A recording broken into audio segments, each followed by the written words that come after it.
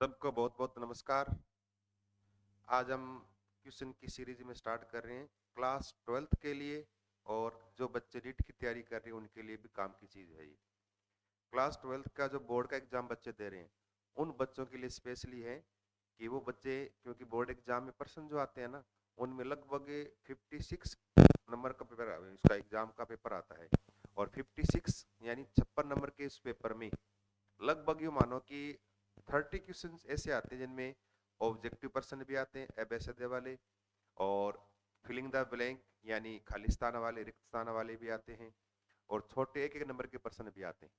हम क्या करेंगे, क्योंकि 12th में आपके 10 यानी 10 चैप्टर हैं, और उस 10 चैप्टर में क्या करेंगे हम, आज हम जैसे पहला चैप्टर स्टार्ट कर रहे हैं सॉल्यूशन वाला, तो हम क्या करेंगे हर चैप्टर के चैप्टर वाइज, जैसे पहले चैप्टर के हम जैसे जितने भी ऑब्जेक्टिव पर्सन बनते हैं आपके एग्जाम के लिए इंपॉर्टेंट, वो करेंगे। उन क्वेश्चन को आप ढंग से कर लो, एग्जाम में इन्हीं पर्सन में से आपको कोई ना कोई इस चैप्टर का ऑब्जेक्टिव पर्सन मिल जाएगा आपको।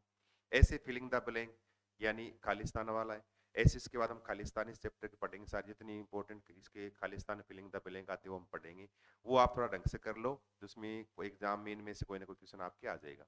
उसके बाद इस चैप्टर के छोटे क्वेश्चन जो होते हैं ना एक एक नंबर के, वो करेंगे। तो हम हर चैप्टर के यानी 10 चैप्टर है उन सब के अलग अलग वीडियो डालूंगा मैं, अलग अलग इसके मैं क्लास डालूंगा। तो सभी बच्चों से मेरी रिक्वेस्ट है कि इस वीडियो को आगे बच्चों को शेयर कर दें, और इस चैनल को सब्सक्राइब कर लें, ताकि आगे जो क्लास आए वो आप उनके पास नोटिफिकेशन आ जाए और बच्चों के पास वो क्लास पहुंच जाए, सभी बच्चे इससे या इस क्लास से क्या लाभान्वित हो या तो उनको फायदा हो। तो आज हम स्टार्ट करते हैं सॉल्यूशन वाला चैप्टर। और सॉल्यूशन वाले में देखो पहले ऑब्जेक्टिव पर्सन स्टार्ट करते हैं। लगभग हम इसमें पढ़ेंगे 70-80 क्वेश्चन पढ़ेंगे ऑब्जेक्टिव, इसमें एक दो वीडियो बनेंगे वो आप इसको देखना। उसके बाद फिलिंग द ब्लैंक वाले चलेंगे, उसके बाद फिर अगर नेक्स्ट चैप्टर स्टार्ट करेंगे। ऐसे हम पूरे 10 चैप्टर के बनाएंगे। तो अगर बच्चे ये क्वेश्चन कर लेंगे ना, ये मानो कि ये ऑब्जेक्टिव पर्सन है और फिलिंग द ब्लैंक करेंगे, इनमें से हो सकता है एग्जाम में आपके छोटे क्वेश्चन भी आएंगे, इन्हीं में से बन के आएंगे। तो अगर आपकी चीजें याद रह जाएगी ना तो आप इजीली आना। लगभग ये मानो कि 56 में से 30 नंबर का पेपर जो है वो लगभग इसमें आप इससे कवर कर सकते हो। उसके बाद हम थोड़े बड़े क्वेश्चन एग्जाम में कैसे आते हैं, इंपॉर्टेंट क्वेश्चन कौन से हैं, प्री बोर्ड वाले पेपर भी इसमें डिस्कस करेंगे। फिर मेन एग्जाम के लिए पेपर बनाएंगे बढ़िया से 2-3 पेपर, उसको डिस्कस करेंगे। ठीक है, तो आज हम इसमें स्टार्ट करते हैं। सबसे पहले सॉल्यूशन वाला चैप्टर है ये। और सॉल्यूशन वाले में देखो सबसे पहले है, पहला अपना प्रश्न है कि निम्न में से मोलरता का मात्रक कौन सा है। मोलरिटी है ना, यूनिट ऑफ मोलरिटी यानी मोलरता का मात्रक क्या है। तो मोलरता का मात्रक क्या होता है, मोल बट्टे लीटर होता है, तो मोल प्रति लीटर। तो इसका मात्रक क्या होगा, मोल प्रति लीटर। तो इसके पहले का उत्तर क्या हो जाएगा, मोल प्रति लीटर हो जाएगा, थोड़ा ध्यान रखना है। उसके बाद देखो अपना question number 2, second question. Second में देखो कि ताप बढ़ाने से किसी वस्तु का वाष्प दाब, यानी अगर ताप बढ़ाएंगे ना तो कोई द्रव है उसका वाष्प दाब घटेगा या बढ़ेगा। आपको पता ताप बढ़ाएंगे टेम्परेचर बढ़ाएंगे तो वेपर यानी वाष्प बढ़ेगी, और वाष्प की मात्रा बढ़ेगी तो उस वाष्प के द्वारा उस लिक्विड पर लगने वाला, द्रव पर लगने वाला दाब भी क्या होगा, बढ़ेगा। इसलिए याद रखो हमेशा ताप बढ़ाने पर हमेशा वाष्प दाब क्या होता है, बढ़ता ही है। तो वाष्प दाब हमेशा क्या होगा, बढ़ेगा। तो सदैव क्या होता है, बढ़ता है। वाष्प दाब सदैव क्या होगा, बढ़ेगा। तो वाष्प दाब सदैव बढ़ता है। इसके बाद देखो अपना, इसके बाद अगला क्वेश्चन, क्वेश्चन नंबर 3। निम्न में से कौन सा अणुसंख्यक गुणधर्म नहीं है। अब देखो मैंने आपको जो सॉल्यूशन वाला चैप्टर पढ़ाया था ना, तब मैंने कहा था एग्जाम में इसमें से प्रश्न आएंगे ना तो आपसे डायरेक्ट पूछेंगे कौन सी कोलिगेटिव प्रॉपर्टी है और कौन सी नहीं है, कौन सा अणुसंख्यक गुणधर्म है और कौन सा नहीं है। तो आपको मैंने कहा था 4 अणुसंख्यक गुणधर्म, कोलिगेटिव प्रॉपर्टी 4 है। उन 4 के आप नाम याद कर लो। वाष्प दाब में आपेक्षिक अवनमन, relative lowering in vapour pressure, एक तो ये। दूसरा इलिवेशन इन बॉइलिंग पॉइंट, क्वथनांक उन्नयन याद रखना है। तीसरा वाष्प दाब में अवनमन, ये सॉरी हिमांक में अवनमन या हिमांक अवनमन यानी डिप्रेशन इन फ्रीजिंग पॉइंट। और चौथा है ऑस्मोटिक प्रेशर यानी प्रासरण दाब। ये 4 चीजें हैं, ये 4 अणुसंख्य गुणधर्म है। तो अगर आ जाए ना इनमें से कौन सा अणुसंख्य गुणधर्म है तो इनमें 4 में चेक करो कोई कौन सा है, कौन सा नहीं है। इनमें 4 में चेक करो कौन सा इसमें नहीं है। अब देखो इसमें क्या पूछा है, कौन सा नहीं है। अब देखो प्रासरण दाब भी है, हिमांक अवनमन भी है, क्वथनांक उन्नयन भी है। क्या नहीं है, पृष्ठ तनाव जो है ना ये एक अणुसंख्य गुणधर्म नहीं है, ये कोलिगेटिव प्रॉपर्टी नहीं है। तो हमारा उत्तर क्या हो जाएगा, पृष्ठ तनाव हमारा उत्तर हो जाएगा। इसके बाद देखो फिर अपना अगला प्रश्न, अगले में क्या है कि मोललता का मात्रक क्या होता है। वो तो था मोलरता यानी मोलरिटी थी वो ये क्या है मोलिलिटी यानी मोललता का मात्रक क्या होता है। और मोललता में क्या होता है आप पढ़ते हो कि मोल अपॉन सोलवेंट यानी विलायक का जो भार है वो किलोग्राम में आता है। तो मोलरता में मोल पर लीटर था और मोललता में क्या होगा मोल पर केजी यानी किलोग्राम। तो मोल पर किलोग्राम यानी मोल पर केजी पहला वाला ही देखो ये ऊपर पर है इसमें माइनस लगा रखे हैं। तो पहला मोल प्रति किलोग्राम ये क्या है मोललता का किसका मोललता मोलिलिटी जिसको हम छोटे एम से लिखते हैं उसकी यूनिट है मोल पर केजी मोल प्रति किलोग्राम। इसके बाद देखो अपना अगला प्रश्न प्रश्न क्या है कि प्रोटीन बहुलक जैसे बड़े अणु यानी वर्त अणुओं का अणुभार इनका मोलिकुलर मास निम्न में से किस कोलिगेटिव प्रॉपर्टी यानी अणु संख्या गुण धर्म से ज्ञात करते हैं। ये तो आप याद ही कर लो इस चीज को छोटे प्रश्न के अंदर भी आता है ये और याद ही कर लो। बड़े मॉलिक्यूल जो होंगे ना बड़े अणु प्रोटीन है या विटामिन है या फिर जो भी लिखे हैं ना इसमें बहुलक है पॉलीमर बहुलक का नाम एग्जाम में बहुत बार आता है। बहुलक अणुभार ज्ञात करने के लिए सबसे सुटेबल यानी प्रॉपर्टी कौन सी है सबसे अच्छी प्रॉपर्टी कौन सी है।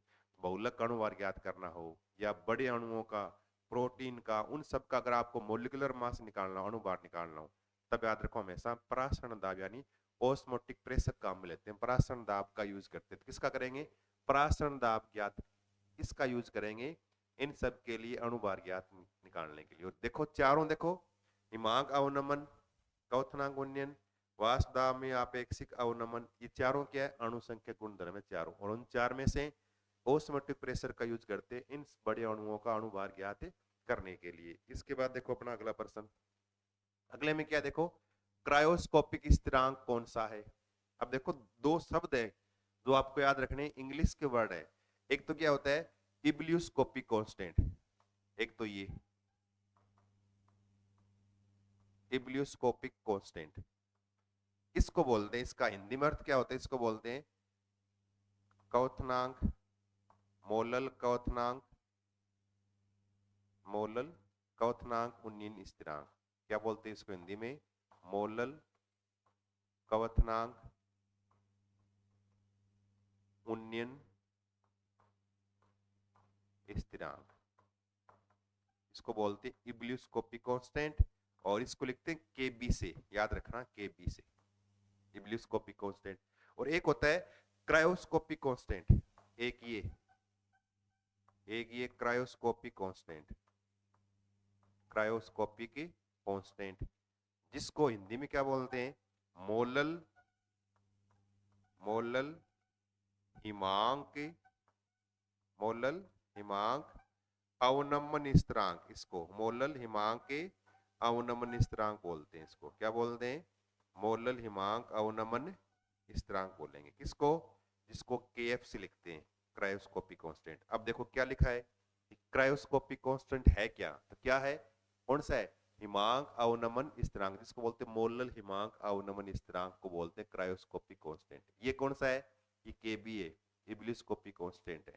तो इसलिए हमारा सही उत्तर कौन सा हो जाएगा इससे पहले वाला हिमांक अवनमन स्थिरांक को बोलते हैं क्रायोस्कोपिक कांस्टेंट या मोलल अवनमन स्थिरांक बोलते हैं। इसके बाद अगला अगले में क्या है निम्न में से अनादर्श विलयन है यानी नॉन आइडियल सॉल्यूशन कौन सा है। अब मैंने बताया था आपको सॉल्यूशन के दो टाइप आइडियल और नॉन आइडियल उसमें एग्जांपल में देखो याद करने का तरीका बताया था मैंने पेपर में है ना पीछे क्वेश्चन भी आया था ये कि आदर्श विलयन का एक उदाहरण लिखिए। अब देखो अगर ऑब्जेक्टिव प्रश्न आपने ढंग से चारों ऑप्शन पढ़ो ढंग से चारों को याद करो कौन सा क्या है तब आपके छोटे प्रश्न भी याद हो जाएंगे। उसमें क्या आया था कि आदर्श विलयन का उदाहरण बताइए यानी give the example of ideal solution का एग्जांपल देना है। तो मैंने कहा था आदर्श का नाम आ जाए ना वहां आप देखो कि मिलने वाले जो दो सॉल्यूशन है ना दो जिनको मिला रहे हो वो देखने में एक जैसे से लगे आपको एक जैसे से लगे ना वो आदर्श है और दोनों मिलने वाले बिल्कुल बहुत डिफरेंट अलग अलग हैं तो वो अनादर्श में होंगे। अब देखो NHN NH10 एक समान ही है ये कौन सा है आदर्श है। ये कौन सा है आइडियल है आइडियल सॉल्यूशन। दूसरा ब्रोमेथेन क्लोरोएथेन एक जैसे है ये भी कौन सा है आइडियल सॉल्यूशन है। इसी प्रकार से बेंजीन टोलुइन बेंजीन पर CH3 लगा देंगे टोलुइन बन जाएगा दोनों सेम से ही है ये भी आदर्श है। अब देखो क्लोरोफॉर्म एसीटोन देखो सब कुछ अलग है, ये अलग, ये भी अलग, क्लोरोफॉर्म अलग, एसीटोन अलग, दोनों डिफरेंट है। ये कौन सा है? अनादर्श यानी नॉन आइडियल सॉल्यूशन। तो हमें क्या पूछा है? अनादर्श विलयन का उदाहरण बताइए, तो कौन सा होगा? क्लोरोफॉर्म और एसीटोन, इनको मिला दे तो क्या बनेगा? नॉन आइडियल यानी अनादर्श विलयन। अब याद ये भी करना आपको, आदर्श विलयन के उदाहरण ये आदर्श के उदाहरण है जो आपको याद करने, तो आदर्श वाली बात याद करनी। तो देखो एक प्रश्न में है ना, आपको 2-3 प्रश्न याद हो गए, इसलिए हर क्वेश्चन को थोड़ा सा ढंग से पढ़ो आप, थोड़ा ध्यान दे के उसको देखो इसमें क्या लिखा है, इसमें हमारे याद करने वाली चीजें और कौन सी है। तो आदर्श के 3 है और एक ये क्या है? अनादर्श। अब देखो आदर्श के 3 एग्जाम्पल याद हो गए, एक आपके अनादर्श का भी हो गया। पेपर में पूछ लेना आदर्श का उदाहरण बताइए, आदर्श का बताइए, तो आप लिख भी सकते हो, ठीक है। उसके बाद देखो अपना क्वेश्चन नंबर 8वां, कि निम्न में से आदर्श विलयन है, इसमें से देखो आइडियल सॉल्यूशन कौन सा है वो चेक करना है। आदर्श, अब देखो दोबारा वो पीछे वाला आ गया, आदर्श सेम सेम से आदर्श, सेम नहीं है अनादर्श। अब देखो क्लोरोफॉर्म एसीटोन, ये अनादर्श है, कौन सा है? नॉन आइडियल, अनादर्श है। दूसरा देखो कार्बन डाइसल्फाइड एसीटोन, ये अलग अलग है, ये भी कौन सा है? नॉन आइडियल सॉल्यूशन, अनादर्श विलयन के उदाहरण है। फिनोल एनिलीन, ये भी अलग अलग है, ये भी कौन सा है? नॉन आइडियल यानी अनादर्श विलयन का उदाहरण है। अब देखो बेंजीन प्लस टॉलुइन, ये क्या आ गया? आदर्श, ये है आइडियल सॉल्यूशन। तो सही प्रश्न कौन सा हो गया हमारा? उत्तर आइडियल सॉल्यूशन। तो आइडियल कौन सा है? बेंजीन प्लस टॉलुइन, ये क्या? आइडियल यानी आदर्श विलयन के उदाहरण। तो आदर्श का एग्जाम्पल ये है। अब अनादर्श के भी आप ये 3 याद कर लो, पेपर में पूछ लें तो आप अनादर्श के भी बता सकते हो, कोई दिक्कत नहीं। इसके बाद देखो अपना अगला 8वां प्रश्न। तो 8वें के अंदर क्या है कि स्थिर क्वांथी मिश्रण के संगठन में लगभग 68% तो नाइट्रिक एसिड है और 32% है वो जल है, और इससे इसका क्वथनांक क्या हो जाएगा? अब देखो ये बात याद रखनी है, मैंने आपको स्थिर क्वांथी मिश्रण करवाया था, स्थिर क्वांति एजियोट्रोपिक सॉल्यूशन है ना, स्थिर क्वांति मिश्रण, और उसमें मैंने 2 टाइप लिखाए थे, उच्च स्थिर क्वांति मिश्रण और लो यानी निम्न स्थिर क्वांति मिश्रण। उसमें लिखा था कि दो जो आप सॉल्यूशन या दो मिक्सर कर मिला रहे हो या दो सब्सटेंस मिला रहे हो, जब मिलने के बाद मिक्सर जो बनेगा या सॉल्यूशन जो बनेगा उसका क्वथनांक जो है वो दोनों की तुलना में ज्यादा हो जाए, बहुत उच्च यानी उच्च स्थिर क्वांति मिश्रण है। और जब दोनों को मिला दे, मिलाने के बाद उसका क्वथनांक का मान क्या है? वो दोनों से कम हो जाए, वो होता है निम्न स्थिर क्वांति मिश्रण। और याद रखो नाइट्रिक एसिड जो है ना, लिखा ना कि नाइट्रिक एसिड HNO3, इसका मिलाया 68%, और जल है ये मिलाया कितना है? ये मिलाया 32%, 32%। अब नाइट्रिक एसिड जो है ना, इसका बॉइलिंग पॉइंट होता है लगभग 80 डिग्री सेंटीग्रेड, और जल जो होता है ना, इसका क्वथनांक होता है 100 डिग्री सेंटीग्रेड। और दोनों को मिक्स कर देना, मिक्स करने के बाद इस पूरे मिक्सर का जो बॉइलिंग पॉइंट है वो बढ़ जाएगा और लगभग कितना 120 डिग्री सेंटीग्रेड हो जाएगा, 120 डिग्री सेंटीग्रेड। इसलिए उच्च स्थिर क्वांति मिश्रण बनता है। अब देखो दोनों को मिलाने के बाद इसका क्वथनांक क्या होगा? 120 डिग्री केल्विन में दे रखा है, इस डिग्री को आपको केल्विन में चेंज करना है। तो 273 केल्विन बराबर होता है 0 डिग्री, तो 273 प्लस 120 कितना आ गया? 393, लगभग 393.5, ऐसे कितना आ जाएगा? 393.5 केल्विन, कितना आ जाएगा? 393.5 केल्विन। अब देखो इस प्रश्न में याद क्या रखना आपको, स्थिर क्वांति मिश्रण क्या होते हैं? ऐसे मिक्सर जो जिनको हम पृथक नहीं कर सकते प्रभाज्य आसवन के द्वारा भी, फ्रैक्शनल डिस्टिलेशन, ऐसे मिक्सर जिसको प्रभाज्य आसवन के द्वारा भी पृथक नहीं कर सकते उनको बोलते हैं स्थिर क्वांति मिश्रण। और इनमें मिलने वाले पदार्थ जो मिला रहे हैं, अब मिलने के बाद क्वथनांक का मान घटा या बढ़ा, उसके आधार पे इसके 2 टाइप है, निम्न स्थिर क्वांति मिश्रण, उच्च स्थिर क्वांति मिश्रण। और ये कौन सा है? ये उच्च स्थिर क्वांति मिश्रण है। ये क्या है? उच्च स्थिर क्वांति मिश्रण है, ये उच्च स्थिर क्वांति मिश्रण। अब याद रखो पेपर में पूछ लें आपसे कि उच्च स्थिर क्वांति मिश्रण का उदाहरण बताइए, तो आप क्या लिखोगे? नाइट्रिक एसिड और जल को मिला दें, और इसका इतना परसेंट मिलाएंगे तब होगा, ध्यान रखना परसेंट चेंज नहीं करनी है। तो नाइट्रिक एसिड कितना है? 68%, और जल कितना है? 32 यानी 32% जल मिलाओगे तब क्या बनेगा? उच्च स्थिर क्वांति मिश्रण का निर्माण हो जाएगा। इसके बाद देखो अपना अगला क्वेश्चन नंबर 10, क्या लिखा है कि क्लोरोफॉर्म व एसीटोन का मिश्रण राउल्ट के नियम से कौन सा विचलन दर्शाता है? कौन सा दर्शाता है ये नेगेटिव डेविएशन। अब देखो अनादर्श विलयन के भी हमने दो प्रकार पढ़े हैं, एक तो ऋणात्मक और एक है धनात्मक। धनात्मक एग्जाम्पल लिखाए मैंने आपको, ऋणात्मक दर्शाए। अब देखो इसमें ये कौन सा है, क्लोरोफॉर्म एसीटोन, ये कौन सा है, ऋणात्मक अनादर्श विलयन का उदाहरण है, नेगेटिव।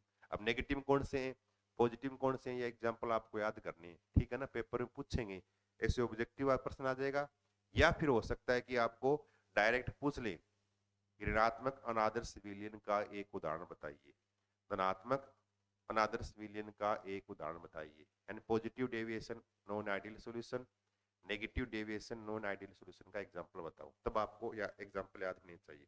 बाकी देखो इसके बाद अगला क्या है, हिमांक अवनमन स्थिरांक, मोलल अवनमन स्थिरांक का मात्रक क्या होता है? अब देखो याद कर लो, ये प्रश्न पक्का याद कर लो, ये एग्जाम के लिए बहुत ही इंपॉर्टेंट है।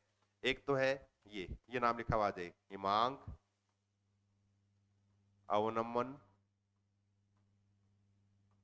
स्थिरांक,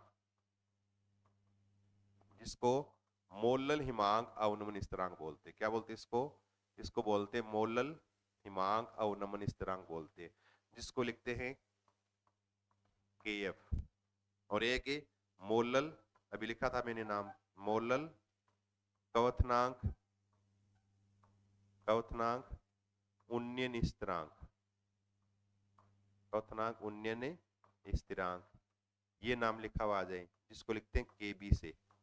और याद रखो KF आ जाए चाहे KB आ जाए, कोई भी आ जाए, दोनों की इकाई सेम है, ध्यान रखना, दोनों का मात्रक एक ही है। और मात्रक कौन सा है, केल्विन किलोग्राम पर मोल। अभी हाफ ईयरली एग्जाम के अंदर भी प्रश्न आया था, ये केल्विन किलोग्राम पर मोल, दोनों का एक ही रहेगा, याद रखो, केल्विन किलोग्राम पर मोल। KF की इकाई मात्रक यही है, KB का मात्रक भी यही है, केल्विन किलोग्राम पर मोल। तो क्या होगा, केल्विन किलोग्राम पर मोल, तो कौन सा होगा, केल्विन किलोग्राम पर मोल, तीसरा ऑप्शन सही हो गया, केल्विन किलोग्राम पर मोल हमारा उत्तर क्या हो जाएगा, सही। दोनों का ध्यान रखना है, दोनों के याद रखो आप, ठीक है।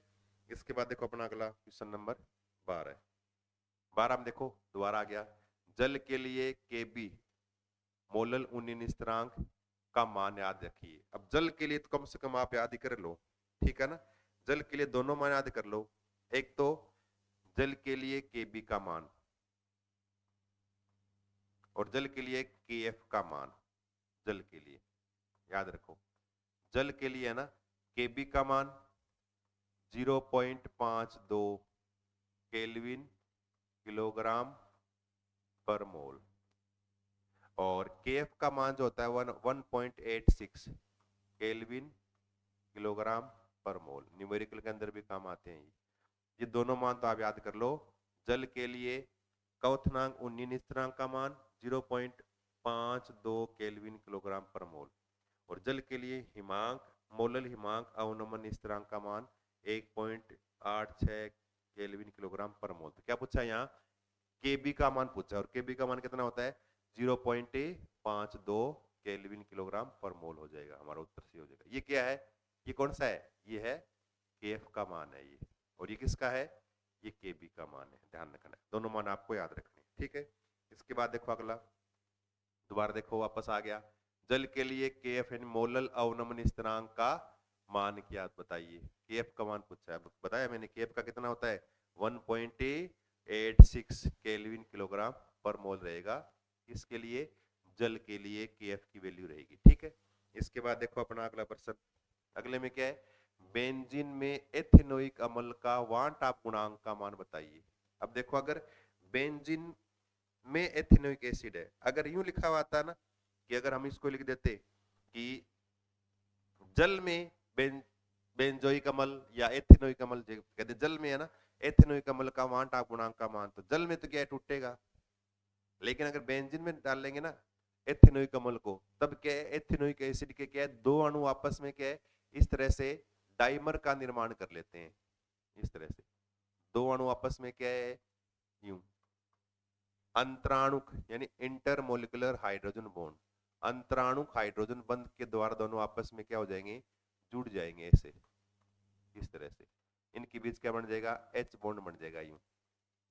एच बॉन्ड बनने से दो अणु आपस में जुड़ गए। अब देखो आपने क्या काम में लिया, दो अणु काम में लिए, दो एसिटिक एसिड के, और इससे क्या बन गया, पूरा एक बन गया, पूरा पूरा एक बन गया, पूरा ये क्या बन गया, एक डाइमर बन गया द्विविलक। और कई बार आता है, ये प्रश्न भी आता है, एसिटिक एसिड बेंजोइक अम्ल में, ये सॉरी बेंजीन में एसिटिक अम्ल डाइमर या द्विविलक के रूप में रहता है क्यों, तब ये संरचना बनानी है। या आ जाए बेंजीन में एसिटिक अम्ल का अणुभार दुगुना प्राप्त होता है, डबल, क्यों, क्योंकि एसिटिक एसिड का एक का भार निकालोगे 60 आएगा, CH3COOH का 60 जोड़ लो, कार्बन का 12, H का एक एक करके जोड़ लो, O का 16 जोड़ना एक का, तो कुल जोड़ोगे 60 कितना आएगा, 60 आएगा।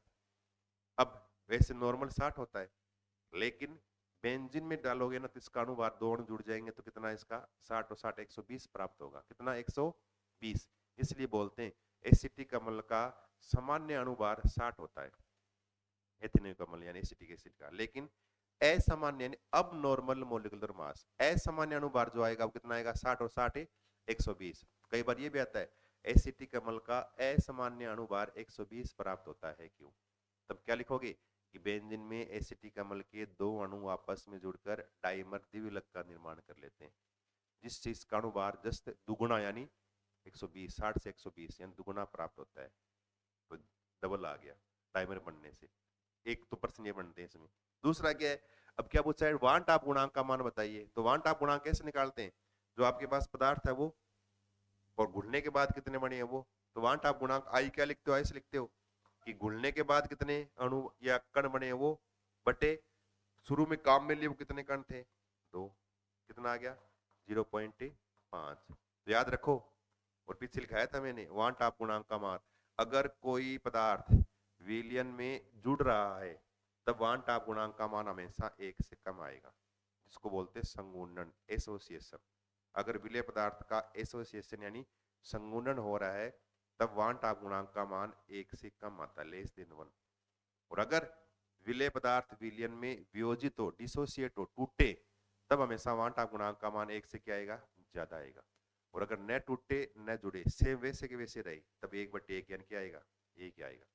इसका मतलब कहते हैं ना, अगर किसी विलय पदार्थ के लिए वांट आप गुणांक का मान 1 है तो बताओ क्या हो रहा है, तो वो विलय पदार्थ न टूट रहा है और नहीं जुड़ रहा है। वांट आप गुणांक का मान 1 से अधिक है तब क्या बोलोगे कि विलय पदार्थ विलयन में क्या हो रहा है, वियोजित हो रहा है, टूट रहा है। और वांट आप गुणांक का मान 1 से कम है तो क्या बोलोगे, विलय पदार्थ विलयन में क्या हो रहा है, संगुणित यानी एसोसिएटेड हो रहा है, यानी जुड़ रहा है। तो यहाँ पर कितना आएगा इसका 0.5 आ जाएगा, किसका, इस एसिटिक एसिड का बेंजीन में वांट आप गुणांक का मान 0.5। इसके बाद देखो अपना अगला प्रश्न, अगले में क्या देखो सेम ऐसे ही, और एक प्रश्न याद रखो पक्का ही आएगा ये, वांट आप गुणांक का मान निकालना, निकालना सीख लो आप। NaCl के लिए पूर्ण वियोजन मान लिया, इसके लिए वांट आप गुणांक आई का मान पूछा है, तब देखो किसी का आ जाए ना तो उसको आपको तोड़ना आना चाहिए पहले आपको। NaCl टूटा, क्या बना Na प्लस, और क्या बन गया Cla माइनस। अब ये कितने हैं, एक ही तो अणु है ये, और यहाँ कितने बन गए देखो, एक तो ये आयन बन गया, एक ये बने, कितने बन गए, यहाँ 2 बन गए। अब वांट आप गुणांक का मान कैसे निकालते हो, आई का मान कितने बने, 2। इसको बोलते हैं किसी सॉल्यूशन में जो मान प्राप्त होता है उसको बोलते हैं प्रेक्षित, ऑब्जर्व्ड वैल्यू, प्रेक्षित मान है। और जो आपके पास शुरू में था ना वो होता है सिद्धांतिक यानी थ्योरेटिकल वैल्यू, सिद्धांतिक मान है। तो हमेशा आई का फॉर्मूला क्या होता है, अणु संख्यक गुण धर्मों का प्रेक्षित मान बटे अणु संख्यक गुण धर्मों का सिद्धांतिक मान। कितना है प्रेक्षित मान 2, सिद्धांतिक कितना 1, कितना आ जाएगा, इसका उत्तर आ जाएगा 2। तो वांट आप गुणांक का मान इसमें क्या आएगा, 2 आ जाएगा। तो हमारा उत्तर क्या हो जाएगा इसका 2। तो पहला ऑप्शन क्या हो गया हमारा, सही हो जाएगा, इसमें उत्तर 2 आ जाएगा इसका। इसके बाद देखो इसी प्रकार से एक प्रश्न और है, K2SO4 को पूर्ण वियोजन मानते हुए वांट आप गुणांक आई का मान कितना होगा पूछा है। अब सेम ऐसे करना आपको, देखो K2SO4, K2SO4 तोड़ दो इसको, तो 2 तो क्या बनेंगे K प्लस 2 ही तो है, और एक SO4, और ऊपर चार्ज क्या जाएगा इस पर -2। अब 2 कण तो ये, 2 आयन तो ये, और एक पूरा आयन ये, कुल कितने हो गए, कुल 3 आयन हो गए यहाँ।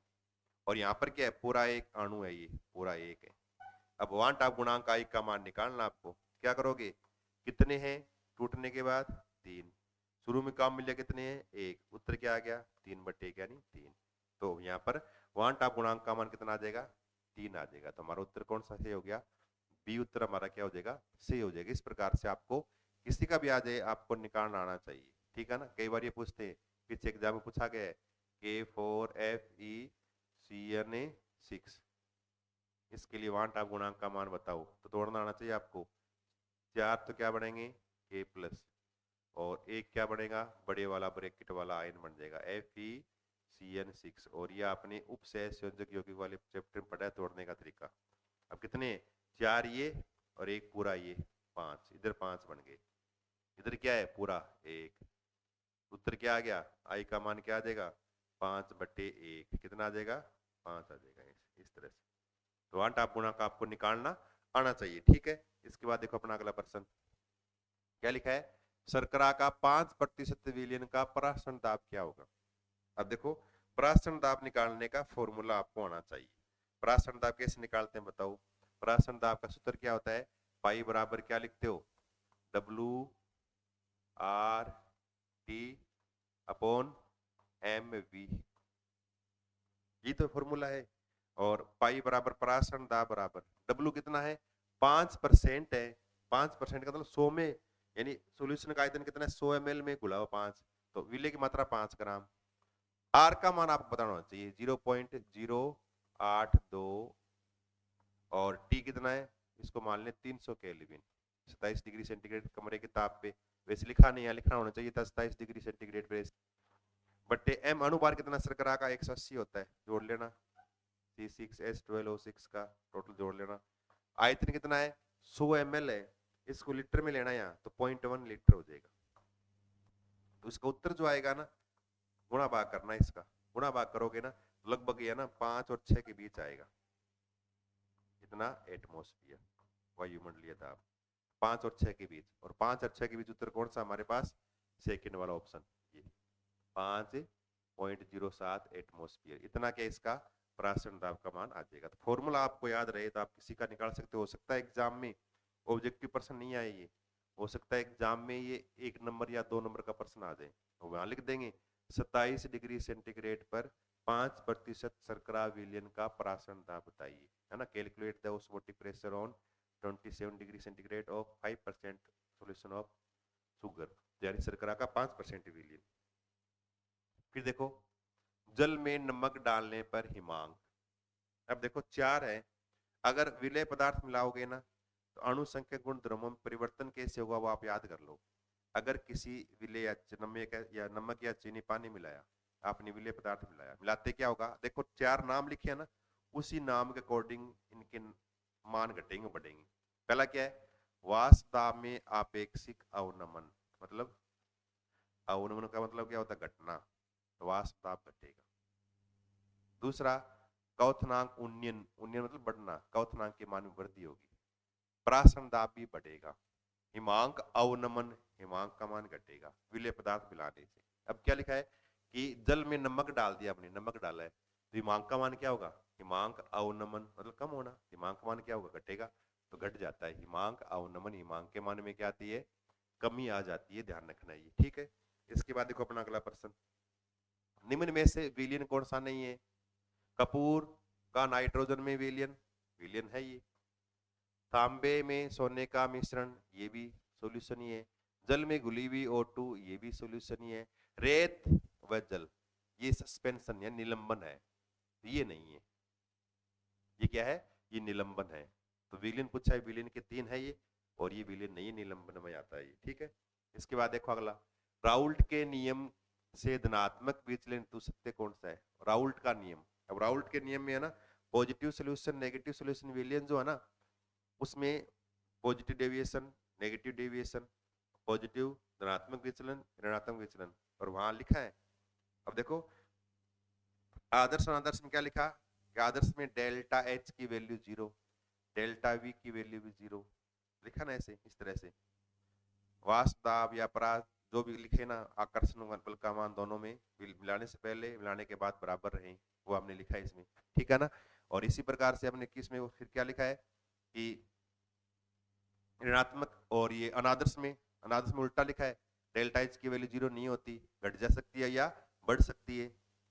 डेल्टा एच की वैल्यू 0 नहीं, घट बढ़ सकती है। डेल्टा वी की वैल्यू 0 नहीं, घट बढ़ सकती है। इस तरह से लिखा है। और अगर डेल्टा वी की वैल्यू प्लस में चली जाए, पॉजिटिव हो तो धनात्मक विचलन, नेगेटिव हो तो ऋणात्मक विचलन। क्या लिखा है? धनात्मक विचलन के लिए सत्य है। सत्य कौन सा है? अब डेल्टा वी 0, ये तो किसका है? आदर्श का है, आदर्श विलीन का है। ये भी आदर्श विलीन की कंडीशन है, और ये ऋणात्मक की कंडीशन है। और ये किसकी है? धनात्मक, मतलब प्लस, वैल्यू प्लस में आए धनात्मक। तो उत्तर कौन सा हो जाएगा हमारा? सी हो जाएगा। धनात्मक विचलन के लिए डेल्टा वी, है ना, ग्रेटर देन 0, 0 से ज्यादा होती है। उसके बाद देखो अगला, वापस वही आ गया। देखो आदर्श विलीन के लिए कौन सा कथन सही है? अब आदर्श और अनादर्श में अंतर लिखा है मैंने, अंतर याद है तो आप आराम से कर सकते हो ये। अब देखो ये किसके लिए? धनात्मक अनादर्श के लिए। ये किसके लिए? ऋणात्मक अनादर्श विलीन के लिए। ये किसके लिए? आदर्श विलीन के लिए। और ये किसके लिए? ये अनादर्श विलीन यानी ऋणात्मक अनादर्श के लिए। अब देखो क्या पूछा है? आदर्श कौन सा है? 0 जहां रहे वो आदर्श है, बाकी सारे अनादर्श है। आदर्श के लिए कौन सा होगा? सी। ये है आदर्श से विलीन का एग्जाम्पल है। अब देखो ये जो है ना, ये वाला, ये अनादर्श का, ये अनादर्श में कंडीशन रहेगी। ये कंडीशन किस में रहेगी? अनादर्श में रहेगी। ये प्लस धनात्मक अनादर्श है, ये ऋणात्मक है, ये ऋणात्मक है। ऐसे आपको याद होने चाहिए, ठीक है। फिर देखो अगला, निम्न में से विलीन का उदाहरण नहीं है। वापस देखो, अब कौन सा सॉल्यूशन नहीं है? शर्करा का जलीय विलयन, विलयन है। मिश्र धातु विलयन होता है। सोडा वाटर यानी पानी के अंदर CO2 गैस घुली रही, वो भी क्या है? विलयन है। दूध क्या है? ये पायस है। ये क्या है? पायस, इमल्सन। ये क्या है? पायस है, इमल्सन है। ये ध्यान रखना है, ये इमल्सन, थोड़ा सा आपको ध्यान रखना है। तो उत्तर कौन सा हो जाएगा? ये दूध यानी इमल्सन। ये। इसके बाद देखो अपना अगला प्रश्न, समुद्री जल का विलवणीकरण निम्न में से किससे किया था? और ये बहुत ही मोस्ट इंपोर्टेंट है, हो सकता है आपके शॉर्ट नोट आ जाए एग्जाम में इस टॉपिक पे। 2 नंबर का 1 नंबर का प्रश्न आ जाए, ये आ जाए, समुद्री जल का शुद्धिकरण यानी मेराइन वाटर या कहते हैं सी वाटर, उसका प्यूरिफिकेशन करते हैं, शुद्धिकरण करते हैं, तो कौन सी विधि काम में लेते हैं? तो क्या करेंगे, उसमें लवण साल्ट को अलग करना है। तो ओस्मोटिक, ओस्मोसिस जो प्रोसेस होता है ना, प्राशन होता है, उस प्राशन का जैसे उल्टा करते हैं उसको बोलते हैं रिवर्स ओस्मोसिस, जिसको प्रतिप्राशन या प्रतिलोम प्राशन बोलते हैं, या विपरीत प्राशन बोलते हैं। प्राशन का विपरीत कौन सा है? प्रतिलोम प्राशन। और याद रखना ये, इस पे आता है कई बार शॉर्ट नोट, प्रतिलोम प्राशन क्या है, ठीक है ना। तो प्रतिलोम प्राशन से समुद्री जल का विलवणीकरण मतलब लवणों को अलग करते हैं, ठीक है ना, याद रखना है। और इस पे शॉर्ट नोट याद करना है। इसका मैंने आपको डायग्राम बनाया था, किस तरह से प्रासरण वाली से उल्टी क्रिया होती है इसमें। प्रासरण में क्या होता है? विलायक के अणु अपनी अधिक सांद्रता से कम सांद्रता की तरफ जाते हैं, तो इसमें उल्टा होगा, विलायक के अणु अपनी कम सांद्रता से अधिक सांद्रता की तरफ जाते हैं, तो वो प्रासरण की उल्टी क्रिया है, ठीक है।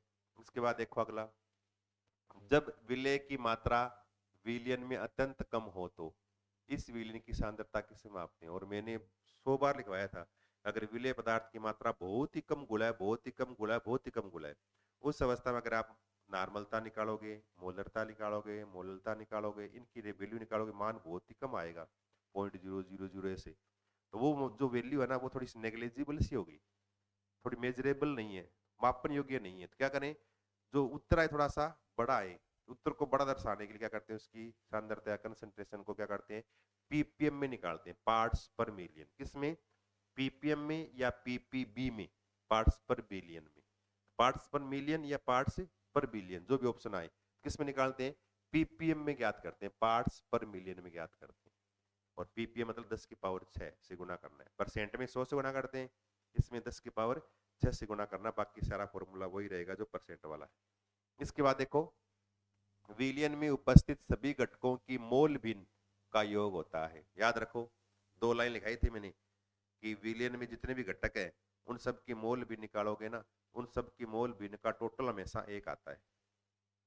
सभी अवयवों की मोल भिन्न का योग यानी total sum of all components, mole of या mole fraction of all components is equal to 1। सभी अवयवों की मोल भिन्न का हमेशा योग 1 आएगा। और याद रखना ये पॉइंट।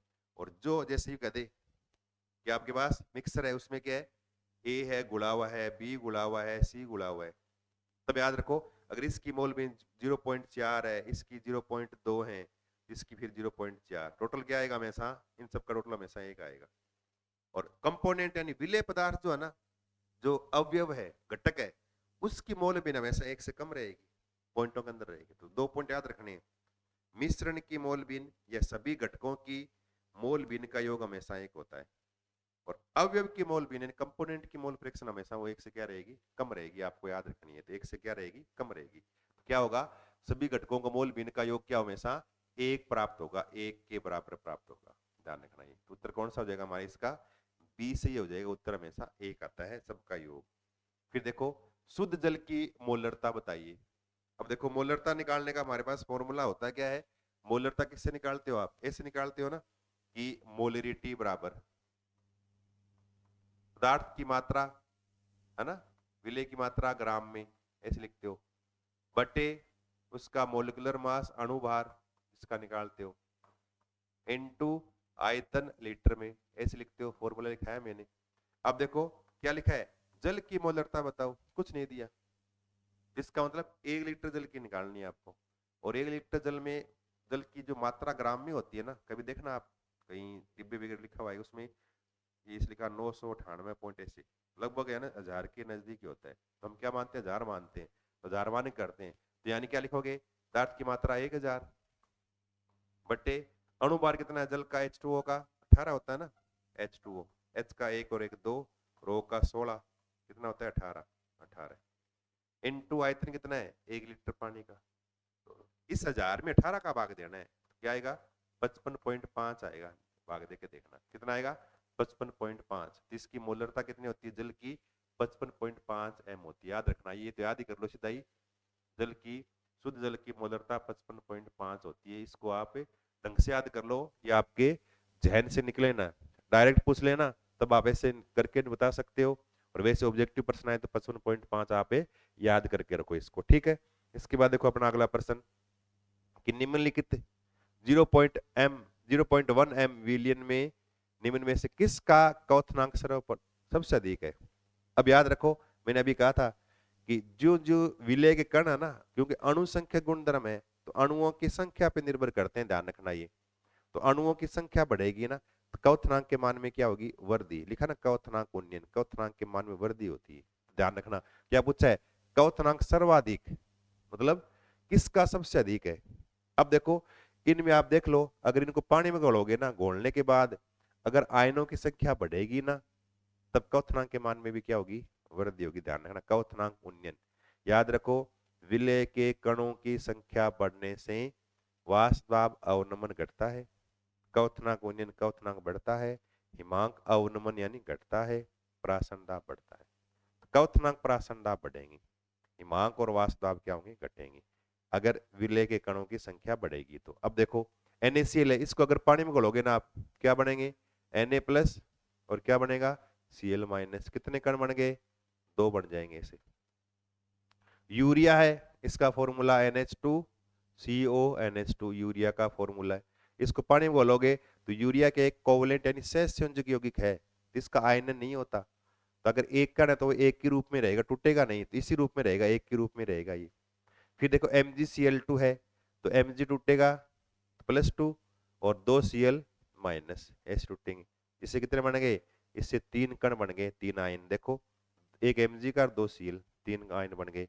और AlCl3 तोड़ोगे ना, तो एक तो Al+3, एक तो ये आयन बन गया, और 3 क्या बन गए Cl- बन जाएंगे। तो यहाँ देख कितने बन गए, एक तो Al+3 बना है और 3 क्या बने Cl-, कुल कितने हो गए 4 बन गए। और कणों की संख्या बढ़ेगी, क्वथनांक के मान में वृद्धि होगी, तो सबसे अधिक क्वथनांक किसका होगा, AlCl3, जिसमें कणों की संख्या सबसे अधिक बन रही है उसका क्वथनांक सबसे ज्यादा। कहते हैं क्वथनांक का बढ़ता या घटता क्रम बता दें, तो सबसे अधिक AlCl3 का, उससे कम MgCl2, उससे कम NaCl, उससे कम यूरिया। तो कणों की संख्या सबसे अधिक, क्वथनांक का मान उतना ही ज्यादा। तो सबसे अधिक इसका 4 वाले का, फिर 3 वाले का, फिर 2 वाले का, फिर 1 वाले का, ऐसे। तो सबसे अधिक किसका होगा, यहाँ पर सबसे अधिक पूछा है तो किसका है, AlCl3 का, और सबसे कम पूछ लेते तो किसका होता, यूरिया का होता, ठीक है। इसके बाद देखो अपना अगला, निम्नलिखित 0.1 m विलियन में किसका हिमांक सर्वाधिक कम है, यानी सबसे कम हिमांक का मान किसका आएगा। वही अभी कणों की संख्या बढ़ेगी ना, तो हिमांक के मान में क्या होगी, कमी होगी, हिमांक घटेगा। अब देखो वापस वो यूरिया एक ही कण है, NaCl Na+Cl- 2 कण बनाएंगे, AlCl3 कितना बनाएगा, एक Al+3 और 3 Cl 4 कण बनाएगा, MgCl2 एक Mg+2 2 Cl तो 3 ये बनेंगे। सबसे हिमांक सर्वाधिक कम, सबसे कम किसका होगा हिमांक, जिसमें कणों की संख्या सबसे ज्यादा हो, क्योंकि कण बढ़ेंगे हिमांक के मान में कमी होगी, तो सबसे कम किसका होगा, यहाँ AlCl3, और सबसे अधिक का क्वथनांक AlCl3, और सबसे कम हिमांक AlCl3 का मान रहेगा, ठीक है ना। और सबसे अधिक हिमांक किसका होगा फिर, यूरिया का, जिसमें कण संख्या सबसे कम है। इसके बाद देखो अपना अगला प्रश्न, अगले में क्या है, एक आदर्श विलयन का गुण है, आदर्श विलयन का गुण कौन सा होता है, तो क्या है, ये राउल्ट के नियम की पालना करता है, सही है, अंतर में लिखा हमने, जो राउल्ट के नियम की पालना करे वो आदर्श, जो पालना नहीं करे वो अनादर्श यानी नॉन आइडियल सॉल्यूशन। दूसरा डेल्टा एच मिक्सिंग जीरो, आदर्श में जीरो होता है, जीरो नहीं हो काट दे बीच में से तब अनादर्श बन जाएगा। डेल्टा वी मिक्सिंग जीरो आदर्श के लिए सही है, जीरो काट दे बीच में मिक्सिंग जीरो नहीं है तब अनादर्श हो जाएगा। तीनों सही है, तीनों कंडीशन किसके लिए, आदर्श सॉल्यूशन के लिए, तो उपरोक्त सभी आ जाएगा। सारे क्या है, ये आदर्श विलयन के एग्जांपल है, सारे सारे किसके हैं, आदर्श विलयन के सारे उदाहरण हैं, ठीक है। उसके बाद देखो अपना अगला प्रश्न, अगले में क्या है कि ताप बढ़ाने पर O2 गैस की जल में विलेयता, याद रख लो इस पॉइंट को, तो आप याद कर लो कि अगर पानी है घरों में देखते हो हम, जैसे को पतीले में पानी डाल के हम गर्म करते हैं ना, गैस पे गर्म करके देखना, तो क्या करोगे आप, उस पतीले के नीचे पेंदा जो है ना, उस पेंदे में से बुलबुले से बन जाते हैं, और फिर और गर्म करोगे तो बुलबुले क्या है, गैस के रूप में बाहर निकलना शुरू हो जाता है, तो गैस बाहर निकलनी शुरू हो जाएगी। और विलेयता क्या होती है, सोल्युबिलिटी, अंदर घुलना, इसका मतलब सोल्युबिलिटी नहीं है, क्या मतलब कम हो रही है, गैस बाहर निकल रही है, गैस की जल मात्रा क्या हो रही है, कम हो रही है, विलेयता घट रही है। तो याद रखो ताप बढ़ाने पर, कई बार प्रश्न ये भी आता है कि ताप बढ़ाने पर द्रव्य में गैसों की विलेयता घट जाती है, तो एक पॉइंट याद रखो, ताप बढ़ाने पर द्रव्य में गैसों की विलेयता कम होती है, पानी से गैस बाहर निकल जाएगी, कम घुलेगी फिर, और क्यों होती है आप ये पूछ ले तब क्या लिखोगे कि ताप बढ़ाने पर गैसों के अणुओं की गतिज ऊर्जा बढ़ जाती है, काइनेटिक एनर्जी बढ़ जाती है, जिससे क्या करेंगे, विलयन के स्तर को छोड़कर बाहर निकलना शुरू कर देते हैं, जिससे विलेयता के मान में क्या आती है, कमी आती है। तो विलेयता हमेशा क्या होगी, घटती है, क्या रहती है, विलेयता घटती है। अगर ताप बढ़ाओगे गैसों की तो द्रव्य में विलेयता, जल में विलेयता क्या होगी, घटेगी, हमेशा कम होगी, ये बात आप ध्यान रखनी है आपको, ठीक है। इसके बाद देखो ताप बढ़ाने पर H2 गैस की जल में विलेयता ये भी क्या होगी, कम हो, घटती है, कम होती है, ठीक है। इसके बाद देखो कोई भी गैस हो आपको कम करना है, फिर देखो न्यूनतम स्थिर क्वांटम मिश्रण राउल्ट के नियम का कौन सा विचलन दर्शाता है। देखो अब यहाँ एक पॉइंट याद कर लो, मैं आपको याद करवा देता हूँ, ये याद रखना, ये देखो दो प्रकार के हैं, एक तो क्या है, एक तो लिखा है न्यून स्थिर क्वांटम मिश्रण, न्यून स्थिर क्वांटम मिश्रण,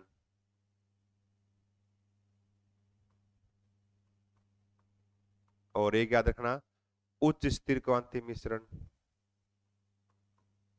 उच्च स्थिर क्वांटम मिश्रण, क्वांटम मिश्रण, उच्च स्थिर क्वांटम मिश्रण। अब याद रखना है न्यून स्थिर क्वांटम मिश्रण जो है ना, उल्टा देखो दोनों का, उल्टी चीजें हैं, थोड़ी सी ध्यान रखनी है, ये दर्शाता है धनात्मक अनादर्श विलयन, कौन, धनात्मक, और ये कौन दर्शाता है, ऋणात्मक अनादर्श विलयन, negative deviation non ideal solution. तो न्यून स्थिर क्वांटम मिश्रण दर्शाएगा धनात्मक विचलन, और उच्च स्थिर क्वांटम मिश्रण दर्शाएगा ऋणात्मक विचलन। तो क्या पूछा है कि न्यूनतम स्थिर क्वांटम मिश्रण राउल्ट के नियम से कौन सा विचलन दर्शाएगा, न्यून वाला कौन दर्शाएगा, धनात्मक, तो न्यून पूछा आपसे, न्यून के लिए कौन सा होगा, धनात्मक विचलन, धनात्मक, और उच्च वाले के लिए क्या होगा, हमेशा ऋणात्मक होगा, आपको बात याद रखनी है, ठीक है। इसके बाद देखो अपना अगला प्रश्न, अगले में क्या है कि शीतल पेय की बोतलों में CO2 को उच्च दाब पर सीलबंद किया जाता है। ये किस नियम का अनुप्रयोग है? पीछे पढ़ा हमने हेनरी के नियम के अनुप्रयोग 3-4। ये क्या हेनरी के नियम का अनुप्रयोग है? किसका है? हेनरी का नियम। क्या कहता है हेनरी? अगर किसी द्रव्य पर दाब बढ़ाओगे ना तो गैसों की द्रव्यलीनता क्या होती है? बढ़ती है। इसलिए अधिक दाब पर जल के अंदर CO2 गैस यानी सोडा वाटर में CO2 गैस मिला देते हैं। CO2 स्वाद में क्या होती है? खट्टी होती है। इसलिए कोल्ड ड्रिंक वगैरह दोनों आपको क्या लगती है? खट्टी महसूस होती है, थोड़ी है ना, तीखी सी लगती है। तो कौन सा है? हेनरी के नियम की पालना करता है वो। हेनरी के नियम का क्या है? वो अनुप्रयोग किसका है? हेनरी के नियम का अनुप्रयोग है, वो ध्यान रखना है। ठीक है, इसके बाद देखो अगला, निम्नलिखित 0.1 m विलयनों को उनके क्वथनांक के बढ़ते क्रम में व्यवस्थित कीजिए। अब देखो वापस वही आ गया। अभी मैंने कहा था जितने अधिक कण बनेंगे उतना अधिक क्वथनांक रहेगा। क्वथनांक बढ़ता है। सबसे अधिक कण किसमें बढ़ेंगे? इसमें बढ़ेंगे। कितने बढ़ेंगे? 4। टूटेगा तो यहाँ 1 Mg2Cl 3 बनेंगे, 3। यहाँ एक Na और एक Cl 2 बनेंगे और यहाँ यूरिया का अकेला रहेगा। अब बताओ बढ़ते क्रम में सबसे लास्ट में सबसे अधिक होना चाहिए। बढ़ता क्रम, पहले कम फिर और ज्यादा और ज्यादा। तो सबसे कम किसके होगा? यूरिया का। सबसे कम किसका है? यूरिया। या क्रम लिख दूं, सबसे कम कौन सा है? 2 नंबर। उससे अधिक किसका आएगा? उससे अधिक, सबसे कम 2 नंबर, उससे अधिक किसका आएगा? फिर 1 नंबर का। उससे अधिक किसका आएगा? 3 नंबर का। और उससे अधिक किसका आएगा? 4 नंबर का। ये हमारा ऑप्शन हो जाएगा 4 3 1 2 या 2 1 3 4, 2 1 3 4। सेकेंड ऑप्शन सही हो जाएगा। पीछे बताया था मैंने, वापस इसको क्रम पूछ लिया आपसे, क्रम पूछ ले तब भी आपको निकालना आना चाहिए। ठीक है, इसके बाद देखो अपना अगला प्रश्न। अगले में क्या है कि ऊष्माक्षेपी विलयनों में विलय की विलेयता ताप बढ़ाने पर ऊष्माक्षेपी अभिक्रिया जो होती है ना, एक्सोथर्मिक, उसमें ऊष्मा बाहर निकलती है। ऊष्मा बाहर निकलेगी तो मतलब अभिक्रिया को ऊष्मा की आवश्यकता नहीं है। तो अगर आप ऊष्मा और दोगे ना तो आप क्या कर रहे हो? उसके साथ जबरदस्ती कर रहे हो, मतलब उसके विरुद्ध चल रहे हो। तब क्या होगा? विलेयता क्या हो जाएगी? घट जाएगी। यानी विलेय की विलेयता क्या होगी? ताप बढ़ाने पर कम होती है। ऊष्माक्षेपी विलयन में विलेय की विलेयता ताप बढ़ाने पर क्या होगी? घटेगी। क्या होगी? घटेगी। और अगर ऊष्मा शोष्य होती है ना, ऊष्मा चाहिए, तब आप ऊष्मा देते, तब उसको अब मजा आता, तब और अधिक बढ़ती, तब बढ़ती। तो यहाँ पर क्या होगी? घटेगी। फिर देखो 37, पेयजल के शुद्धिकरण TDS कम करने के लिए किस विधि का उपयोग? देखो भैया आगे वापस वही है, समुद्री जल का शुद्धिकरण। अगर खारा पानी है उसको मीठा करना हो क्या करना है? प्रतिलोम परासरण, भाई पीछे बताया था वही, प्रतिलोम परासरण का यूज करेंगे जल की शुद्धिकरण के लिए, या कठोर जल को मृदु बनाने के लिए प्रतिलोम परासरण का उपयोग किया जाता है। फिर देखो अगला, ताप बढ़ाने से किसकी द्रव्य का वाष्प दाब? देखो ताप बढ़ाने से किसी द्रव्य का वाष्प दाब, अब ताप बढ़ाओगे ना किसी द्रव, कोई भी द्रव, उसका वाष्प दाब हमेशा क्या होता है? बढ़ता है। पीछे बताया था मैंने, ताप बढ़ाओगे वाष्प अधिक बनेगी और वाष्प अधिक बनेगी, दाब भी क्या लगेगा? ज्यादा लगेगा, तो वाष्प दाब बढ़ेगा। ताप बढ़ाने पर सदैव वाष्प दाब बढ़ता है। तो सदैव बढ़ता है, याद रखना है। क्या होता है? सदैव बढ़ता है। ठीक है, इसके बाद देखो अपना अगला, क्वथनांक उन्नयन स्थिरांक का मात्रक Kb का मात्रक, मैंने कहा था Kf और Kb दोनों के सेम है। क्या है? केल्विन किलोग्राम पर मोल, है ना? केल्विन किलोग्राम पर मोल। यहाँ इसने केल्विन लिखना भूल गया, ये केल्विन किलोग्राम पर मोल, तो सेकंड कर लेना इसका, केल्विन लिख के केल्विन किलोग्राम पर मोल। ठीक है, इसके बाद देखो अपना अगला 40वां क्वेश्चन, परासरण का उदाहरण है ओस्मोसिस। परासरण का उदाहरण, अब मैंने परासरण में अंतः परासरण बाह्य परासरण क्या होते हैं, है ना, कि जैसे आपने कहा था कि फूले हुए अंगूरों को हम शर्करा के घोल में रखते हैं, अंगूर पिसक जाते हैं, वो क्या होता है? बाह्य परासरण। सूखी किशमिश को जल में डालने पर फूल जाती है, पानी अंदर चला गया, तो वो अंतः परासरण, परासरण के एग्जाम्पल है ये। तो देखो जल में रखी किशमिश का फूल जाना अंतः परासरण क्रिया है। मुरझाए फूलों पर जल का छिड़काव करने से ताजा होना, ये अंतः परासरण का उदाहरण है। कच्चे आम को शर्करा के सांद्र विलय में डालने पर वो सिकुड़ जाता है, ये क्या है? बाह्य परासरण का उदाहरण है। इसका मतलब सारे परासरण के एग्जाम्पल हैं। सारे क्या? ये ओस्मोसिस यानी परासरण के उदाहरण है ये। तो आज अपने इस सॉल्यूशन वाले चैप्टर के ना हमने आज 40 क्वेश्चन ऑब्जेक्टिव प्रश्न कर लिए, तो 40 और भी करेंगे हम इसमें। ठीक है ना। उसके बाद इस चैप्टर के लगभग ऑब्जेक्टिव प्रश्न जो है ना वो आपके पूरे हो जाएंगे, और ऑब्जेक्टिव ढंग से तैयार कर लोगे ना ये, तो इन्हीं में से कोई ना कोई छोटा प्रश्न भी आ जाएगा जो आप इजीली एग्जाम में कर सकते हो आराम से। और हो सकता है बड़ा प्रश्न आएगा ना, बड़ा प्रश्न एग्जाम में आता है 4 नंबर का, उसके अंदर भी आधा नंबर का, 1 नंबर का, आधा नंबर, ऐसे करके पूरा क्वेश्चन बनता है वो, उसके अंदर भी प्रश्न इनमें से आ सकते हैं। तो ये 40 क्वेश्चन अभी किए, ये तो आपको रट लेने हैं, 40 और करेंगे इसके बाद, तब फिर आपका सॉल्यूशन वाले चैप्टर के ऑब्जेक्टिव क्वेश्चन पूरे हो जाएंगे, साथ में छोटे क्वेश्चन भी आप कवर हो जाएंगे। जितने 40 क्वेश्चन अगर ढंग से पढ़ लोगे ना आप, ये मानो इसमें से सॉल्यूशन वाले चैप्टर में से आप क्वेश्चन गलत नहीं होंगे। तो आज के इस क्लास में हमने 40 क्वेश्चन डिस्कस किए, आगे वाली क्लास जो होगी उसमें हम 40 और डिस्कस करेंगे, उसके बाद हम फिलिंग द ब्लैंक यानी रेगिस्तान भरने वाले क्वेश्चन करेंगे इस 10 वाले चैप्टर के, उसके बाद पहला चैप्टर पूरा होगा ये। ठीक है, जितना आप इतना करो, इसके बाद अगली क्लास में इसको हम और 40 क्वेश्चन करेंगे। तब तक के लिए धन्यवाद।